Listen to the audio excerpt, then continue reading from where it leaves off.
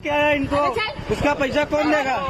ओए पैसा दो बोला ना, वहाँ से यहाँ के लेके आया ना, उसका पैसा कौन देगा? अरे ये क्या तरीका है? देखो महिला, पैसा निकालो। क्या से बोल रहा तुमको?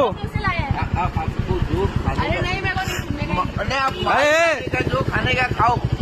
सुनो, इज्जत से बोल रहा तुमको, पैसा दे के जाओ, पैसा दे के जाओ। पुलिस को मैं फोन कर। हाँ, गाड़ी में स्मोक कर रही है, रास्ते में रुका के दारू ले रही है, आधे घंटे से वेट करा।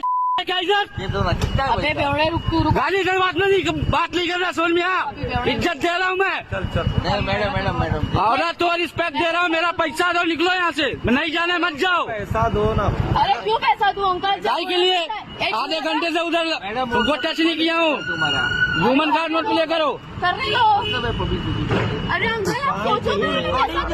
अरे बाबा, कितना हो रहा है पैसा उसका? एक सेकंड रुको, मैं मेरे घर से किसी 250 रुपए, 800 रुपया। 250 रुपए। देखो, कान से भी कम सुनाई दे रहे। देखो आगे सुनो मैडम, सुनो, बोलो हाँ अंकल। बदतमीजी में दे रही है ना। मैं नहीं दूंगी। मैंने बुढ़ापुर से यहाँ लाया है मैडम।